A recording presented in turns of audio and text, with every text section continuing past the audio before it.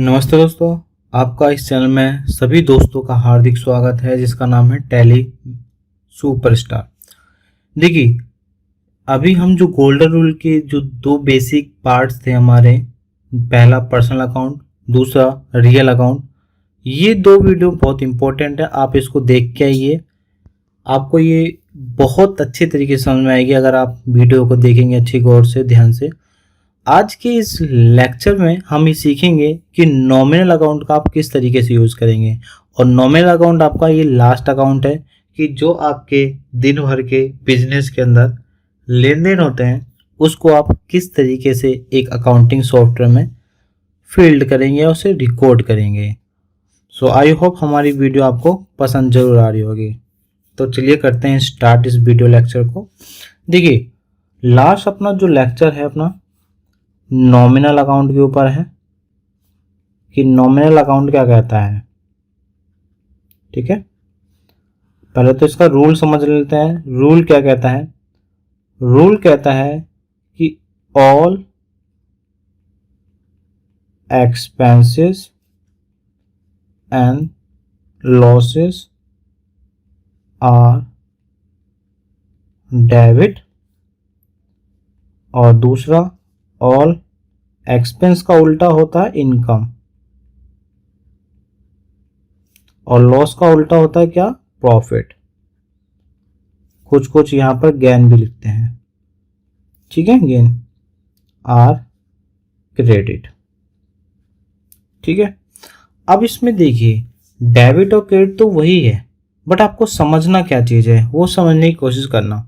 आपको जो चीज समझनी है उस पर थोड़ा सा फोकस लगाएंगे हम, कि आपको ये एक चीज देखनी है कि जो हमारा एक्सपेंस है वो होता क्या है, लॉस क्या होता है, इनकम क्या होता है, प्रॉफिट क्या होता है।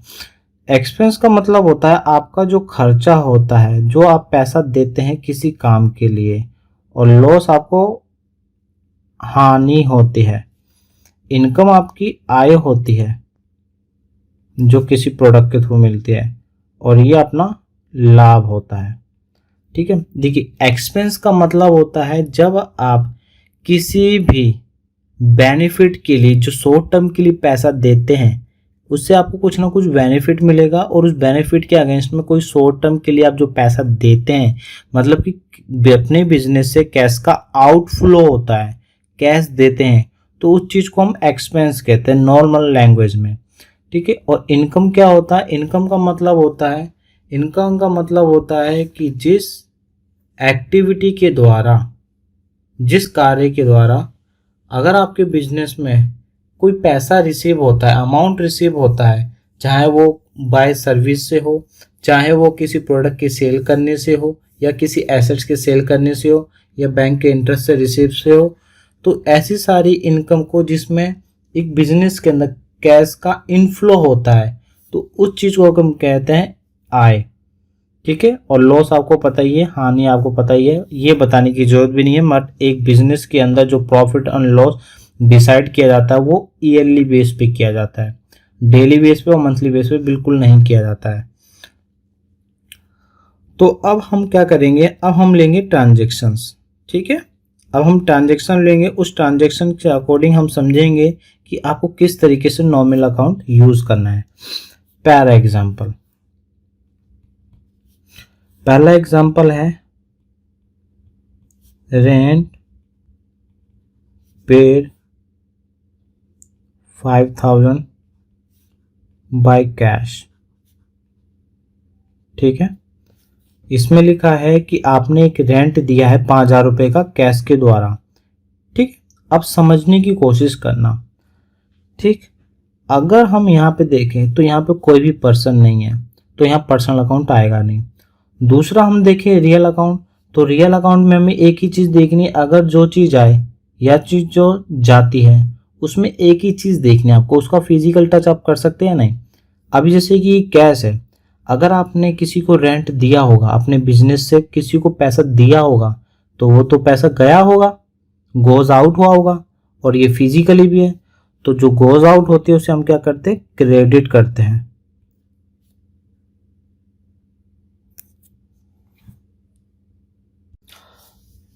और जो चीज जाती है उसे हम क्रेडिट करते हैं। ठीक है।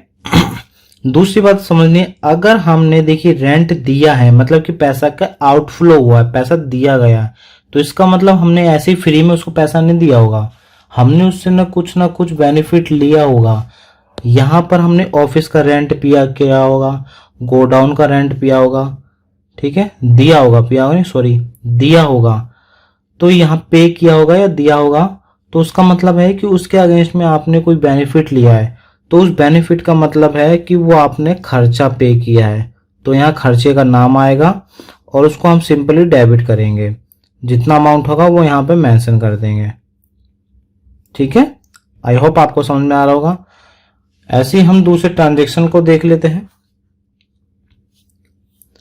जैसे कहते हैं सैलरी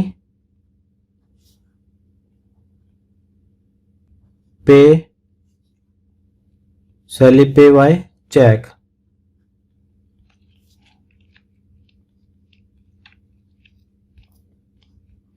ठीक है, अब चेक के द्वारा एक पे सैलरी दी गई है, अब उसके हम कैसे कर सकते हैं, देखिए व्यक्ति है नहीं इसके में, ठीक है। और अगर हम देखें तो हम रियल अकाउंट लगाते हैं। अब रियल अकाउंट लगाओगे ना तो आप देखोगे चेक और कैश एक करेंसी होती है और करेंसी को आप फिजिकली टच कर सकते हो, ठीक है, और चेक को भी आप फिजिकली टच कर सकते हैं। और जिस चीज को आप टच कर सकते हैं और अगर वो अपनी बिजनेस से जाती है तो हम उसे क्रेडिट करते हैं। शाबाश, आपने सही कहा, उसको हम क्रेडिट करते हैं। तो यहाँ पे हम क्या करते हैं, 2 करके इसको क्रेडिट करेंगे। अब देखो चेक से अगर पेमेंट कटेगी, चेक हम देंगे तो पेमेंट किससे कटेगी, वो तो बैंक से कटती है।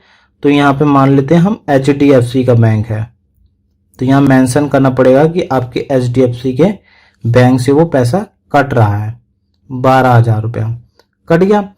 अगर हमने किसी को चेक दिया है, फ्री में तो नहीं दिया होगा, उससे कुछ ना कुछ तो हमने सर्विस ली होगी ना। तो देखो उससे हमने मजदूरी ली है, उससे हमने काम लिया है, मतलब कि अपना बेनिफिट लिया शॉर्ट टर्म के लिए, तो इस चीज को हम खर्चा कहते हैं। तो यहाँ पे आपको सिंपली लिखना है एम्प्लॉय सैलरी या सैलरी अकाउंट लिख दीजिए, यहाँ लिख देते हैं 12,000 रुपया। ठीक है, आई होप आपको बहुत अच्छी तरीके से समझ में आ रहा होगा। ठीक है, अब दूसरा लगते हैं, तीसरा सॉरी, इंटरेस्ट रिसिप्ट। ठीक है, इंटरेस्ट रिसिप्ट 500 रुपये। अब 500 रुपये का हमने इंटरेस्ट रिसीव किया।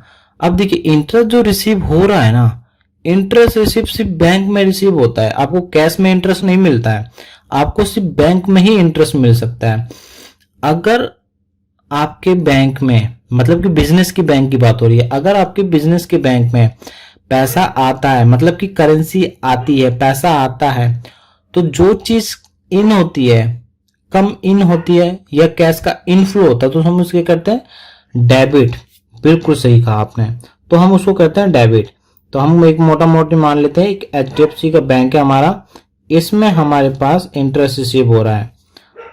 ठीक है, अब इंटरेस्ट रिसीव होगा तो सीधी सी बात है आपका बैंक बैलेंस बढ़ेगा, जिसका बैंक बैलेंस बढ़ेगा ये मैंने बैंक लिख दिया।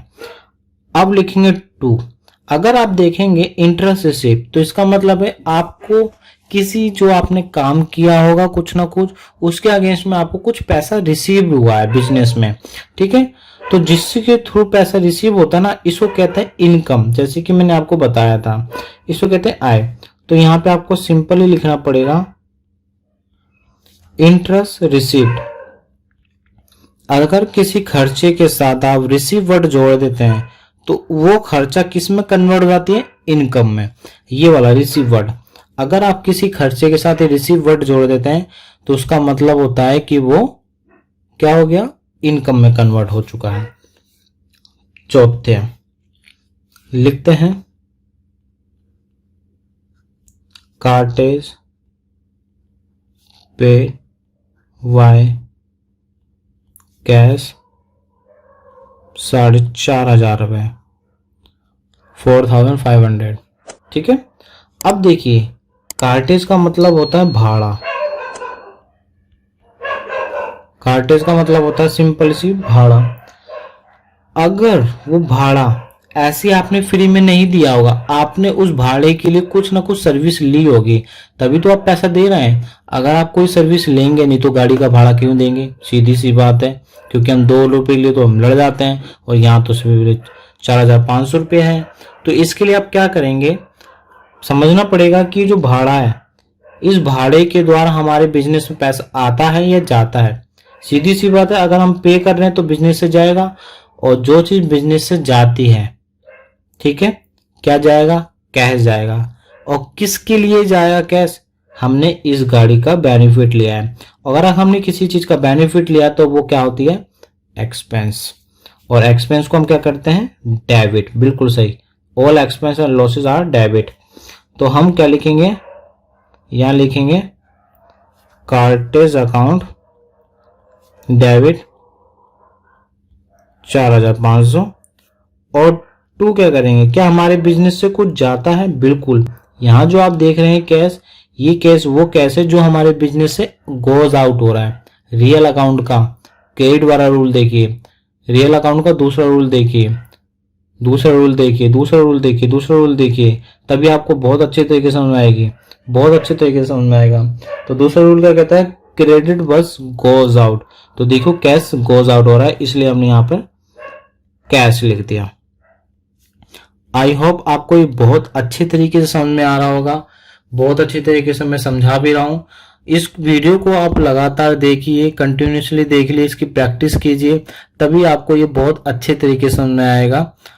और आप लोग बहुत अच्छे तरीके से भी सीख रहे हो, मुझे बहुत अच्छे तरीके से रिस्पांस भी दे रहे हो कि आप सीखने के लिए इच्छुक हैं। अब अपना इंटरेस्ट जगाइए देखने के लिए। मैं आपको बहुत इजी लैंग्वेज में आपको समझाऊंगा कि वो कितनी हार्ड चीजें आप इतनी इजी तरीके से भी समझ सकते हैं। सो आई होप आपको ये वीडियो बहुत अच्छी लगी होगी। अगर ये वीडियो आपको अच्छी लगी है तो प्लीज करके इसमें लाइक जरूर कर दीजिएगा, मेरा हौसला बढ़ा दीजिए, कमेंट करिए, सब्सक्राइब कर दो चैनल को, और बेल आइकन जरूर बजा दीजिए, और दोस्तों में कर दीजिए वीडियो वायरल। सो मिलते हैं अगले नेक्स्ट वीडियो में। Have a nice day, good night.